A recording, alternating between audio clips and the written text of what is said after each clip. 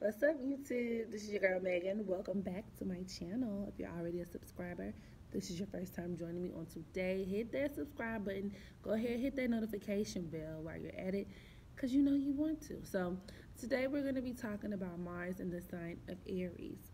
So, first and foremost, it's important that you know Mars is a warrior planet of sorts. And when it's in its like ruling sign of Aries, because it rules both Aries and the sign Scorpio, with Scorpio being the lower octave and Aries being the higher octave of Mars. So when it's here, all of the natural traits of like Mars is they're kind of emboldened or exaggerated, should I say. So, what is Mars? Mars is a warrior planet. It governs your willpower, your passions, which you put a lot of energy into. Mars wants to do. It's very action oriented, okay? Going back to that warrior energy, it carries out the duties of the father, which is the sun. Mars governs your animalistic urges, your natural gut reactions, gut instincts.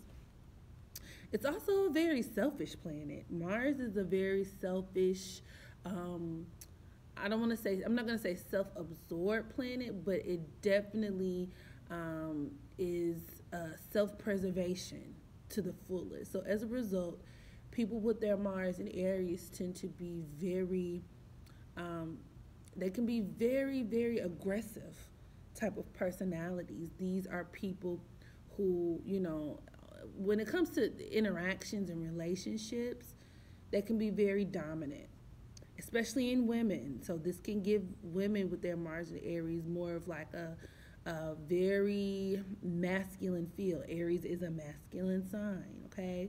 And these people, especially when it comes to sex, as a result, tend to be very physical, very lustful, very sexual, okay?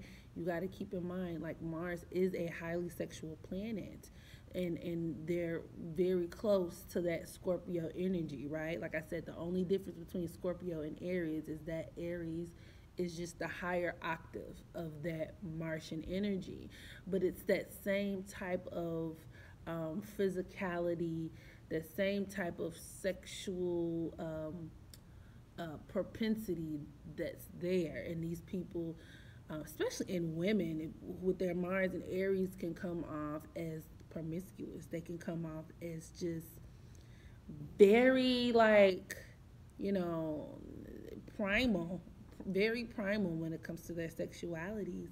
And depending on what else is going on in their chart, they could like to dibble and dabble with women. These women could be the type of women who like to dominate their men, dominate, their relationships. Also, as it pertains to dating, Mars and Aries for both male and female, one thing I noticed here is that they lose interest very quickly. Very quickly. So, these are the type of people who will, they'll pursue, they like the chase, right? They like to do, right? So they like to expend energy, and they find a lot of joy and excitement and thrill and I guess obtaining a certain partner. But once they get you, or especially if you give in too easily, or if you're easy to get, they lose interest really quick. And ladies, if you're dealing with a man with this Mars and Aries, if you put out on the first night, you put out on the first date, you put out on the second date, there's a good chance he just might knock that off and not call you back, unless something in his seventh house or his Venus, or there are other interfering factors kind of happening in his chart. Mars Aries makes these people a very, like, they're very primal and kind of like this caveman kind of mentality towards dating and sex, but they're very much like fun, free spirited people to be around, right? Very adventurous, almost too adventurous, because these people are very impulsive, okay?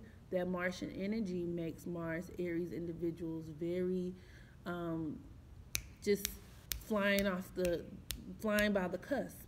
A celebrity that comes to mind when we talk about Mars, Aries, is Rihanna. So think about the way people kind of view Rihanna, especially when it comes to her dating life and like just what she's known for in the music industry. She's constantly dating around. Some people like to slut shame her for it, but she's very unapologetic about it. So, and I think she even said in an interview that she can't keep a boyfriend because she gets tired of him. That's the quintessential Mars and Aries individual. You like what you like when you like it, and as soon as the thrill is gone, it's time to move on into to another exciting new experience, and you want it on your terms. That's another thing with Mars Aries people. Mars is a selfish planet, very selfish, and given that it's in his ruling sign of Aries, this creates people who are very have a very me first mentality to a lot of things. So this could even create somebody as far as like in bed who um, only gets off, on their orgasm and then they ready to move on. Um, when it comes to men, these could be very like straight to the point lovers. Like they ain't got time for the foreplay, bitch. You ain't gotta light no candles. You ain't gotta turn on no Luther Vandross, girl. Just put them pennies to the side. Let me slide through. Bam, bam. Thank you, ma'am, and I'll be on my way. That type of that type of crudeness, right? They have no time to cut corners and be all pleasant and polite about the shit. Aries is impatient. It's like I said, very self preservation, me first kind of mentality, right? Not to say that all of these people are like careless or don't care about other people or anything of that nature, but there's this kind of primal gut urge to get what's theirs first, and that's in all areas of life. This could be in business. That's why people with Mars and Aries make such great business people, great leaders, great entrepreneurs. This could be in bed, as I stated before. I'm going to get my rocks off. Hope you came because I sure did, in all areas of life. And especially when it comes to fighting, because as we all know, Mars represents the way you fight, the way you handle conflict. Obviously, Aries in itself just has a notorious reputation for being very like pop off, pop offish. So, as a result, I mean, when your Aries is in Mars, a lot of these people have very fiery tempers and they handle conflict physically. So they explode like in quick fits of anger and quick fits of rage, but it's not really sustainable, meaning these people are the type of people who will fight you. If you piss off a person with their Aries in Mars, they might punch you in the face, but they won't dwell on it. They'll blow up physically. They'll do whatever they feel they need to do, and then they'll keep it moving. These people like to. I find Mars and Aries people like to teeter between forcing their will on other people or defending themselves from having other people impose their will on them, if that makes sense. So depending on how evolved this Mars Aries person is, just in their lives, how mature they are, I find that they either fall on one continuum or the other.